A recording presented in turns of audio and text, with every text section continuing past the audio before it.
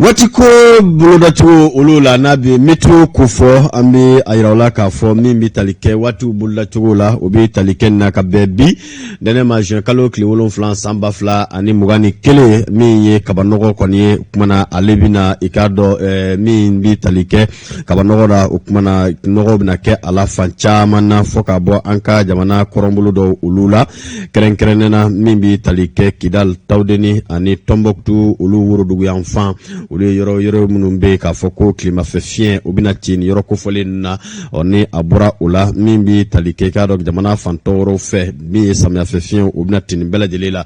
gongongulum fana bina ke anka jamana korombolo marabolo dola bi buli tawdini kidal tomboktu gawo ani menaka o mi ni oye kado gongongulu e obikeni yoro kofoli na obuna gelado yelida ni sigida kofoli nuna ngane abura ni marabulu kofoli na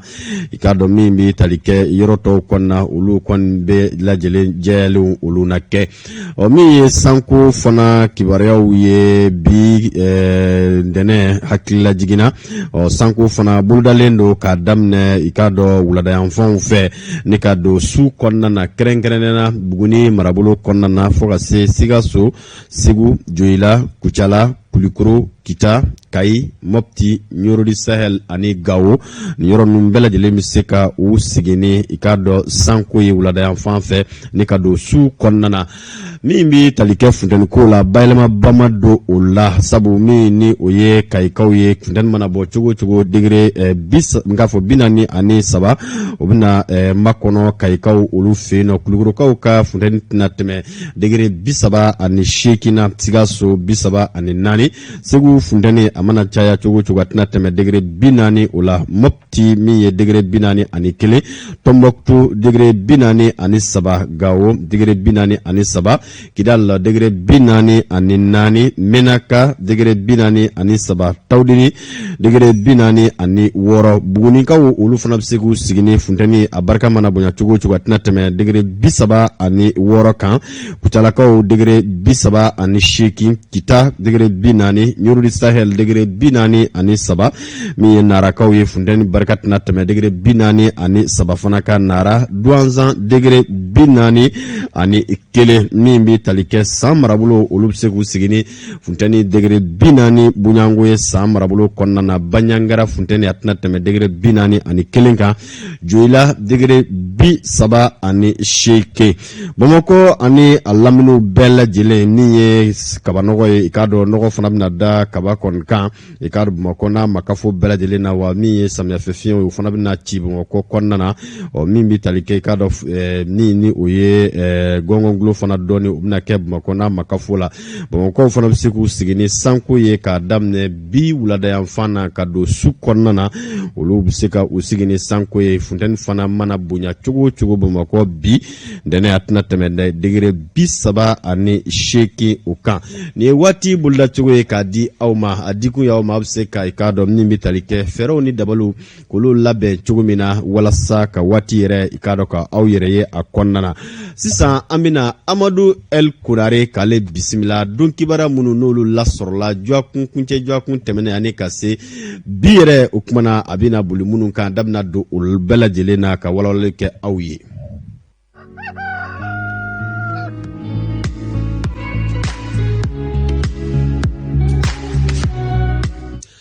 Amadou Lassana Kunare ini nyantuma ini sogoma Idrissa Sidibe kuri bashiti la alhamdulillah mado ni chesirle ka Lassana nzaba ko sinza ka bi kono ko Alpha Umar Farale ko kera president kodi teke hali ya fumala e ka fuma ya dai ma merne ya zoroy ni la to la sisa nyebe flafula ni do laika fena nga fejme ni mo toro to nga fejme ta flafula ni tanga bla ko mi ye fly ka soro fla la digedu Furbajitila sawal kunare ami alantanu bismillah jaranye o tugu ya bela dile frege ga dunyana kibarawo amna du konnana ene banya bola na la sona ma yani anga Kennedy ma Amadou amba fe kiki bismillah ngamba hakila jinge ka fo binde nena min ye baaraw yɛrɛ u bolola cogo la hakilila jiginna bi ye dɛnɛ min fana y'a damana dɛnɛ ye kosɛbɛ min bɛ tali kɛ Colonel Assimi Goïta kan k'i kale k'i siɲɛ jamana kiritigɛbaw olu ɲɛkɔrɔ o kumana min bɛ tali kɛ o kumakun na Isa Kaba Sidibe an bɛna ale i k'a dɔn bisimila jɛmukan kuncɛ waati o la hali bi gɛrɛya ni k'a dɔn gɛrɛndɛ bɛ Mali kɔnɔna na sabu n k'a fɔ alamisa tɛmɛnen an kɔrɔ ɲɔnɔ cercle kɔnɔna na dugu dɔ bɛ yen o kumana ko tasuma kɔni taara ka o dugulamɔgɔw k'u sɛgɛrɛ o kumana min bɛ tali kɛ kibaruya min bɛna sɔrɔ ka bɔ yen an bɛna wele bila an baara ɲɔgɔn dɔ ma Nuhun Togo ale fana ye fɛɛrɛ tɔn kura dɔ o ma ɲɛmaa ye Nuhun Togo o kumana fɛɛrɛ tɔn in i k'a dɔn hakilina minnu ni ko minnu y'a sigi sen kan an da bɛna don nin bɛɛ lajɛlen la min bɛ tali kɛ Amadu El Konare bɛna don kibaruyaw lase Sori Ibrahima Diallo sisan b'a sɔrɔ a bɛ i k'a dɔn sira bɛɛdaw ni ɲɔgɔn cɛ kɛnɛya kunkanko kibaruya ɲɛnama kɛ o kɔ o ye Hawa Danyogo ka wulikajɛ Alexis Kalambiri fana ka hakilinaw ninnu bɛɛ lajɛlen bɛ sɔrɔ jɛmukan kɔnɔna na ani nisɔndiyaw caman ninnu ye i k'a dɔn baaraw bolodacogobaw ye fo ka se kunnafoni gafew olu kɔnɔ kunkanko kibaruya ɲɛ kumabaw olu la Amadu an taara an nana dantigɛ jante o la siga t'o la o kumana an b'a dɔn k'a fɔ kibaruya caman bɛ yen Idrissa Sidibe siga t'a la i y'a fɔ cogo min na Mali kibaruya ka ca bi kosɛbɛ nka ka kɛ ni waatiw ni kow n'u daminɛ cogo ye an bɛ kala turu belebeleba dɔw la bi sɔgɔmada in na ka di filɛbaa jama minnu bɛ yen maa miliyɔn caman bɛ Mali kɔnɔ a n'a kɔ kan k'an lajɛ waati min na saga 30 coyi bɛ nɛgɛ ɲɛ 7 kan a ye aw danse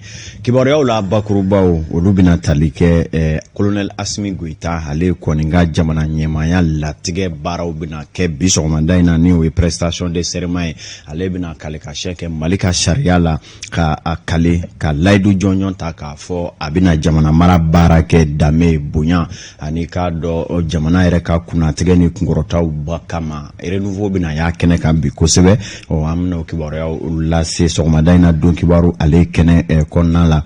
mana tɛmɛ ka bɔ yen fana min ye Faransi ani Mali ni ɲɔgɔn cɛ kow taa cogo la Faransikaw ye i k'a dɔn u ka finitigilakaw ka kisa minnu baaraw dulon fɔlɔ an da bɛ se o kow fana ma sabula u ka lasigiden min an ka jamana kɔnɔ ale bisimila la an bɛ kuma o kan sɔgɔmada in na don kibaru kɛnɛ kɔnɔna la an bɛ taa Kulikoro fana maa min bɛ yen n'o ye Colonel Assimi Goïta ye maa caman y'a dɔn kosa in na nka jɔn don a ka denmisɛnninya kunfɔlɔw kɛra cogo di ani seereyaba jumɛnw bɛ Assimi Goïta ka kow kan an bɛna olu fana lamɛn fɔ ka taa se Assimi yɛrɛ bange fa ma n'o ye capitaine ni Bakari Goïta ale kɔni bɛ sɛgɛnnafiɲɛbɔ la an bɛna ale fana ka hakilinaw lamɛn bi jamanako la a ye dugawu donba kɛ ka ɲɛsin jamana ma ani ka bilasirali dɔw kɛ bakurubaw ye ninnu ye n'an y'an ɲɛ kɔmɛ an bɛna walawalaliw kɛ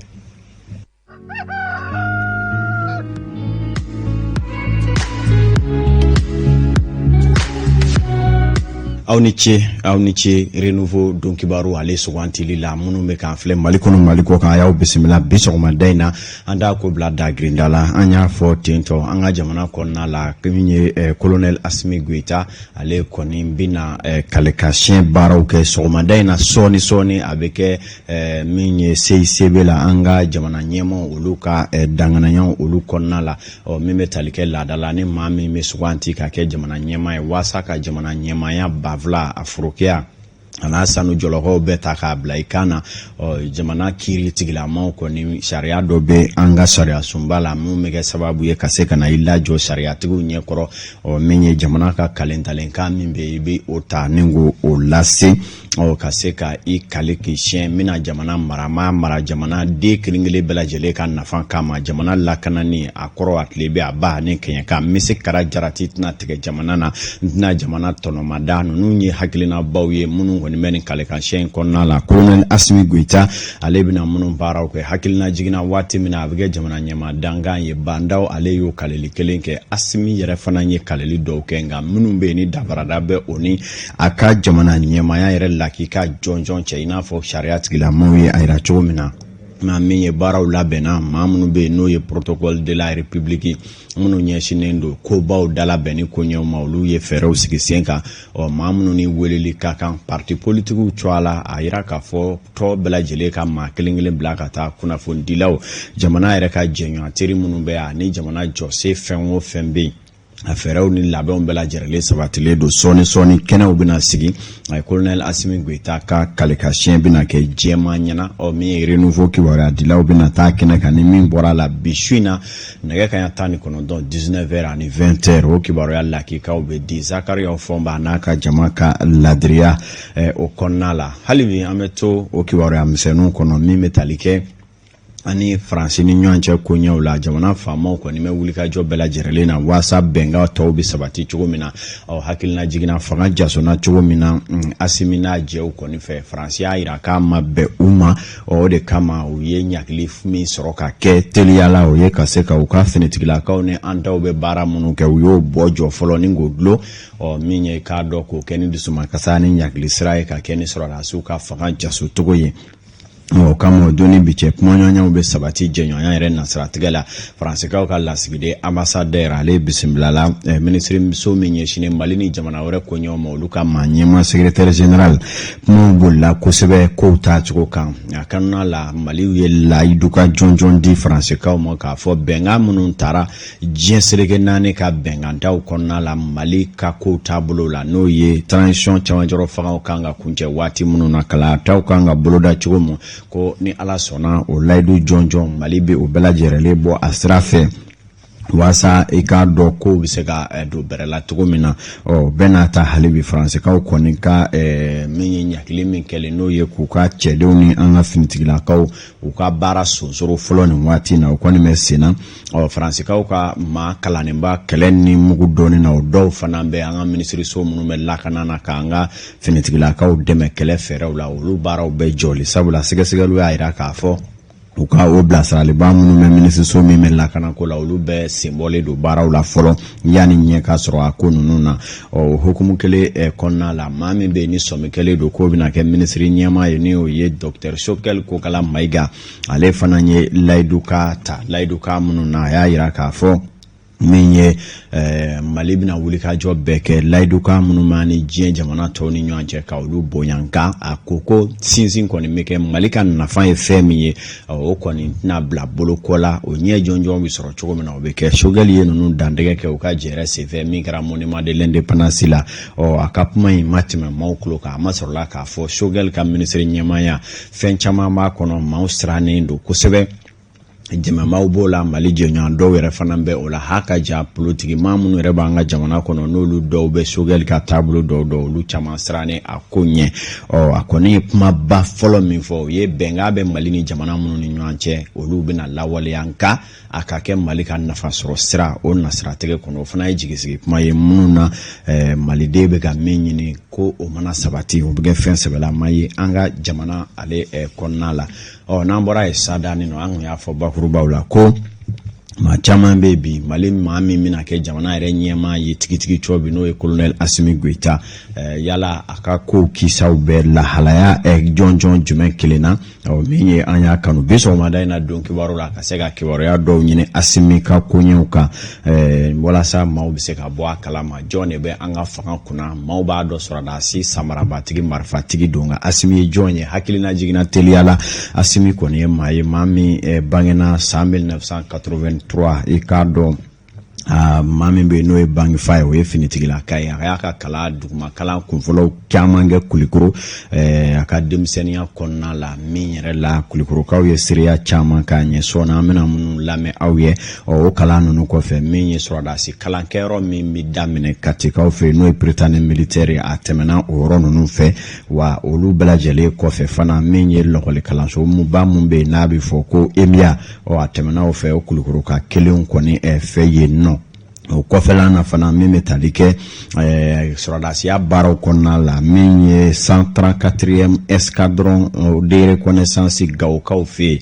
san 2002 sɔrɔdasiyaw baaraw la a taara olu la ka taa se san 2005 ma o bɛɛ lajɛlen kɔfɛ fana a bilara Kidal ka ta o la ka se fɔ 2008 a y'o bɛɛ lajɛlen kɛ Kidal olu kɔnɔna la k'a yira u la k'a fɔ Assimi ka sɔrɔdasiya kɔnɔ a ye jamana kɔrɔnyanfan sɛbɛkɔrɔ susa hakilina jiginna finitigi dɔw minɛna waati dɔ la a kɛlɛ o kɛ ni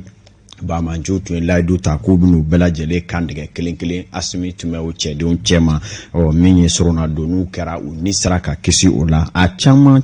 minnu ye suradasiya baaraw ye a y'olu sɛbɛkɔrɔ kɛ faso la kanani o kɔnɔna la nka a yɛrɛ fana k'a fɔ Asimi ye maa ye kabi a fitini a ka kalanko waati la maa do min hakili ka di min sɛbɛko b'a la a b'a ɲɛsin kalanko ma kosɛbɛ ko a da tɛ popapoko la k'a bɛ a fitini a ka denmisɛnniya kalan kunfɔlɔw kɛra Kulikoro lɔgɔliso dɔw la an n'o mɛtiri dɔw ye hakili falen kɛ denmisɛnniya minnu bɛ yen n'olu fana bɛ dɔ kalan ma a ka denmisɛnniya na o funankɛni dɔw fana ye seereyali k'an ye Asimi ka denmisɛnniya ko kan o maa dɔ ye Bina Jara ye an k'a lajɛ. Asimi ye mɔgɔ min k'a fɔ ko hali denmisɛnninya kɔnɔna la k'a fɔ ko Asimi filɛ na a sɛmɛ ko bɛɛ la a bɛ fan bɛɛ Asimi da tɛ don ko bɛɛ la Asimi tɛ kuma o ma daminɛ bi i ni Asimi bɛ tile ban ɲɔgɔn kan n'i y'a dayɛlɛlen fo ni kuma min sara la directement fɛn min ye kalanko ta fanfɛla ye Asimi ni mɔgɔ min ye kilasi kɛ ni i ni Asimi bɛ kilasi kelen i bɛ se ka deuxièmenya kɔni ɲini mais min ye k'a fɔ k'i bɛna jɔyɔrɔ fɔlɔ de ɲini i t'o sɔrɔ Asimi na bɛɛ b'o dɔn a ka mɛtiri kɔrɔw yɛrɛ bɛ kɛnɛ kɔnɔ minnu bɛ ka fɔ a souligner a ye donc a yira k'a fɔ Asimi kɔni Kulukoro mun ma anw hakili tigɛ mun na an bɛ bɔ an bɛ Asimi dɛmɛ parce que Asimi yɛrɛ n'i y'a jogo lajɛ a donna n'a ka denmisɛnniya kɔnɔ fo ka se ka maakɔrɔ ma ni jogo min ye o ye a tɛ kuma yɛrɛyiranci tɛ wasobanci tɛ mɔgɔ min don a ka kuma man ca a ka kɛwale de i ka dɔn k'a fɔ a b'o de yira ni fɛn bɛ Asimi bolo a bɛ danayamɔgɔ bolo an b'o kulo k'a b'o fɔ maliyɛn bɛɛ ye n'a bɛ Asimi bolo bɛɛ k'i hakilina tigɛ parce que ne yɛrɛ y'o de fɔ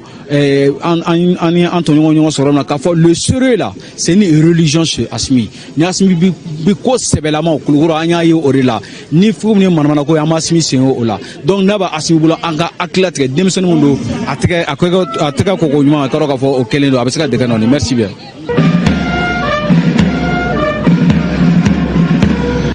Tabarikala min ye Kulikoroka dɔw ka seereya teliman tun nin ye Asimi a ka denmisɛnniya kan fɔ ka se nin waati ninnu ma o kama Kulikoroka bɛɛ lajɛlen kɛlen don muso kelen den ye bi k'o bɛ Asimi ani Mali ni fanga in kɔkɔrɔ don kosɛbɛ min ye u ye jɛrɛ dɔ sigi n'o ye meeting ba ye waasa ka kɛ dɛmɛ ye ka ɲɛsin transition ma ani bɛɛ yɛrɛ bɛ se ka sabati finitigiw ni ɲɔgɔn cɛ renouveau tun b'o kɛnɛ kan bi walima sini an n'o jaw sɔrɔ an ka don kibaru olu kɔnɔna la yan'an ka bɔ Kulikoro min ye Asimi Goita renouveau ye a kanu ka se ka a bange fa jɔnjɔn ka se ka o kuma ɲɔgɔnya ka kuma di a ma min ye capitaine Bakari Goita ale Asimi bange fa ye mun bɛ balo la n'a hakili bɛɛ lajɛlen bɛ ɲɔgɔn fɛ sabula a ye sɔrɔ waati mun kɛ sɔrɔdasiya la si t'ale dɔɔnin nka o bɛɛ n'a ta hali bi a bɛɛ gɛjɛgɛjɛ o kuma an ni a ye hakili falen kɛ nin ko minnu b'a la ka kɛ Mali yɛrɛ kɔnɔ fanga dafalen ni sisan cɛ cɛkɔrɔba yɛrɛ ɲɛ b'a la cogo di ani k'a dɔn k'a fɔ a bɛ bilasirali jumɛn nɛgɛ ka ɲɛsin denmisɛnninw ma ani duwawu do jumɛn b'a bolo fana ka ɲɛsin jamana in ma capitaine Bakari Danbele ye Bakari Goita n'o ye colonel Asimi ale bange fa ye a ye hakilina minnu di an ma an k'a lajɛ. An bɛ yɔrɔ min sisan vraiment an ka kɛ kulu kelen ye bon depuis waati an tun b'a fɔ la ko l'union sacrée bɛɛ ka kɛ kelen ye an tun b'o de ɲini na sisan o waati de sera o kuma an ka kɛ ɲɔgɔn fɛ an ka baara nin an ka nɔgɔya an yɛrɛ ma a gɛlɛma yɔrɔ tɛmɛna o a gɛlɛma min sisan foyi tɛ bɛn kɔ an k'an bolo di ɲɔgɔn ma ka don da kelen fɛ ka bɔ da kelen fɛ n'Ala sɔnna Mali bɛ k'an sago ye maa tɛ taa n yɛrɛ kɔ dɛ fan fana ka yɔrɔ dɔ ye k'o to yen ka kɛ Mali ko yɔrɔ ye n'an y'o kɛ inchallah a bɛ ɲɛnabɔ an ka dugawu b'u ye o baara min na mɔgɔ y'a ɲɛ ye Ala k'a ɲɛ mɔgɔ m'a ɲɛ Ala k'a ɲɛ mɔgɔ y'u kisi Ala k'u kisi mɔgɔ m'u kisi Ala k'u kisi o y'a dabɔ ɲɛ min kama Ala k'a ɲɛ Ala k'u kisi Ala k'u tanga Mali ka kɛ malidenw sago ye ka kɛ diɲɛ sago ye a kana kɛ jugu sago ye k'u kisi janfa ma. tabarikala capitaine Bakari Goita colonel Asimi Mali jamana kuntigi ale bangfa de Niamey domine ko bi ale y'a ka finitigiyaw kɛ sɛgɛnna fiɲɛ bɔ taara sa ma ka sɔrɔ capitaine Jalabi ale bolo min ye Asimi Goita o ye colonel ye bi ka ladɔnya k'a fɔ Asimi bɔra sɔrɔdasi du de kɔnɔ ka b'a denmisɛnnin ka se sisan ma a bɛ min dɔn o ye finitigiya baaraw ye kosɛbɛ ani cɛkɔrɔba masalala kosɛbɛ masala minnu kɔnɔ an y'a jateminɛ k'a fɔ fɛn o fɛn bɛ ka kɛ jamana kɔnɔ bi a sigilen a ɲɛ b'a bɛɛ kelen kelen na wa maa caman yɛrɛ fana bɛ hakilinaw ɲini a fɛ nin waati ninnu na Kulikoro ale kɔnɔna la a ye dugawu dɔw caman kɛ dugawu minnu na an y'a jateminɛ fana k'a fɔ a ka hakili ye Mali ka bɛɛ basigi ani kelenya